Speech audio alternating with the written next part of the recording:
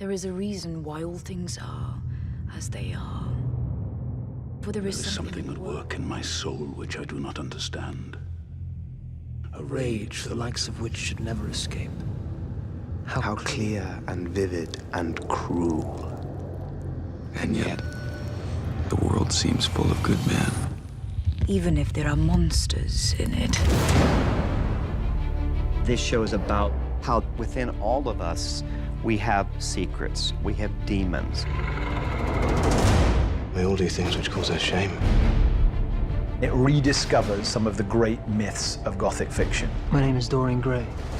With all the scale that you would lavish on a major motion picture.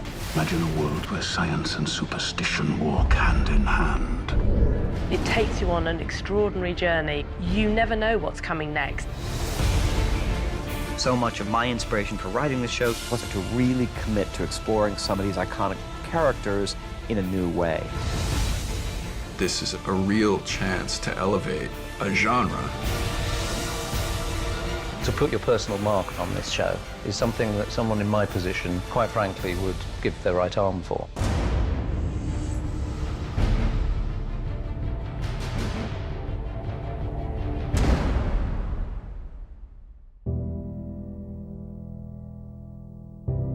Penny Dreadful is a show where characters from literature mix with the world of Victorian London. There is only one worthy goal. Piercing the tissue that separates life from death. There's a reason we're still reading Frankenstein 200 years later. Why Dorian Gray provokes our thoughts. And Dracula still frightens us. They speak to something deeply human. My name is Victor Frankenstein. I thought I just wanted to do a Frankenstein story because it was such a disturbing work of art. But then I began to realize, within a 10-year span, there was a great explosion of horror literature. At the end of the 1880s, you have a real flowering of the culture of the monstrous. Dr. Jekyll and Mr. Hyde arise, Dorian Gray, and Dracula. There was something in the air in 1891. The world was changing. The British Empire's at its height, driven by power and wealth and coal. Science was progressing at such an alarming rate. There was a sense of decadence, a sense that something might be coming to an end.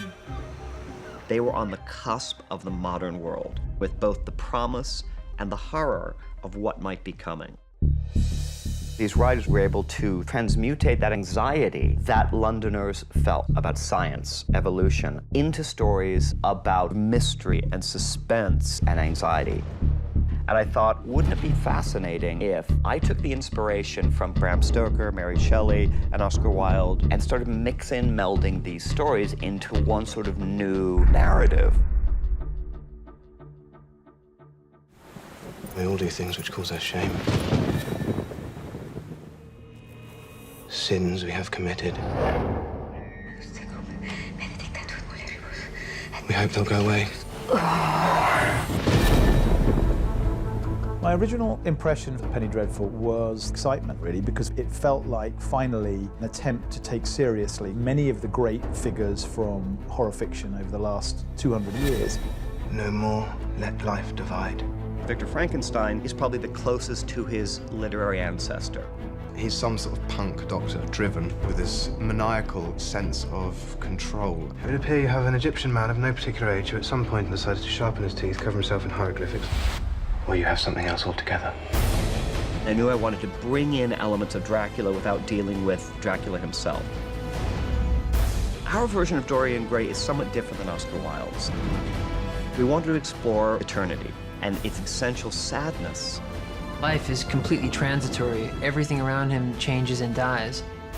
He fears human connection because of his unique state until he meets Vanessa Ives. I like to see one extraordinary thing every day. The literary origins of this piece create many strands of story. We all have our curses, don't we? But there are some new fictional characters that weave together to create a really, really rich tapestry. Vanessa Ives is our journey into the story. There's much we don't know and must discover. In 1891 London, conventions of the day kept women bound up, quite literally corseted.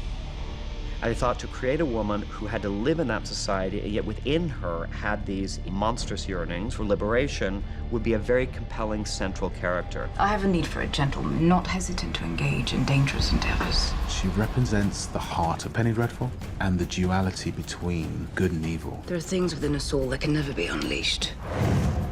There is more to Vanessa than meets the eye. Some kind of power beyond the natural. Sir Malcolm is an African explorer in search of his daughter. He's one of those men driven by obsession. Do not be amazed at anything you see, and don't hesitate. There's the part of Sir Malcolm that's very manipulative. He'll use everybody around him to achieve his own ends. Ethan is an American sharpshooter. I have such sins at my back that it would kill me to turn around. They've all got demons, and there's a demon in him, too. We have continued use of a man of your skills. He's drawn into Vanessa's story, and through his eyes, we witness the unfolding of this mysterious world. This story is a lot about these characters being forced to open up and reveal themselves for who they are. That sounds like a warning. It's an invitation. The characters all have things within them that are not accepted, but they're usually the very things that empower them. We all do things to survive. What for me is fabulous is if you knew nothing of Victorian literature, nothing of any of these books, you could come to the series and take away a hugely enjoyable, exhilarating and dark journey. We can lose every battle except the last. People ask me all the time about the title. What is a Penny Dreadful? Why did you name it Penny Dreadful? Penny Dreadfuls were periodicals in the Victorian era that mostly dealt with stories of mystery and suspense, and they would be continued from week to week to week. So I thought what I'm writing is sort of a Penny Dreadful, and it just stuck.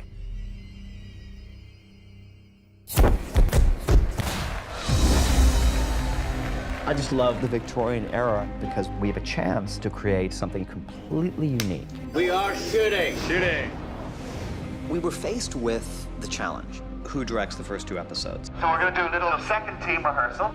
I love Bayona's work, and the very first thing he said to me was, for something to be frightening, it has to be true. And I thought, that's the director I want to work with. Right! Leg! Right! Right! One of the things that I like about Penny Dreadful is the mystery. What do you seek to escape? Perhaps the same thing you do.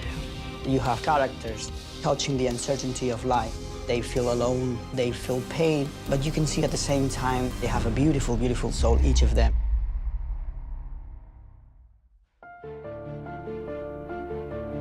I found working on Penny Dreadful to be a very refreshing experience. It's an adrenaline rush, and when you come out at the end of the day, there's a huge sense of gratification in that. I got into the project so much, and it is beautiful. The canvas is very, very wide. The period is extraordinary. And my job really was to make sure we crewed it with astonishingly gifted, Oscar-nominated individuals, because I felt that that's what it deserved. It's a great period to reproduce. So a lot of wealth of design detail, which is fantastic.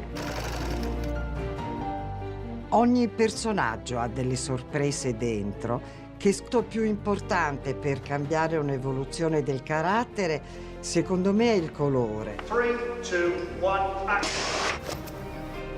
Most of the show is quite physical. There's going to be some nice moments which I hope can be quite graphic. This is the location for 527 Vanessa meets Malcolm. Here's who I'm in awe of. All the heads of departments. I wrote 8 hours, but I don't make any of it happen. They're the people who bring it to life.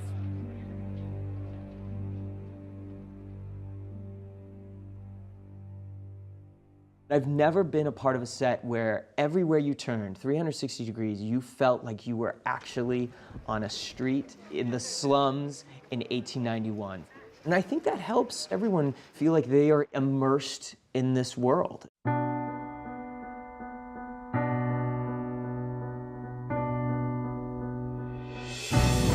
I think the audience is going to be blown away. The detail in which everything is created, the sets are just beautiful. This room is 1891 London at its most luxurious. Our designers have done an incredible job. For me, the heart of the whole design comes from the script. I feel like I need to get inside the characters and make the world that they would have naturally created for themselves. Jonathan McKinstry did a spectacular job. You can see the grandeur of these characters, and you really had a sense of being in London at that time.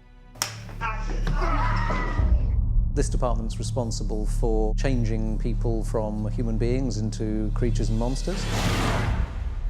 Don't go up there. The one thing we said very early on is we don't want CG monsters. That's actually the hook that got me. This isn't really about effects. This is about character design. The chance to put classic literary villains on screen. The process to turn an actor into a character involves covering them in sticky goop, producing plaster copies of them. We then sculpt over that to create the three-dimensional changes for the character that we wish to do. We produce them as prosthetic pieces, and they get glued back on the actor, hopefully so accurately that you can't quite tell what's fake and what's real. Come in.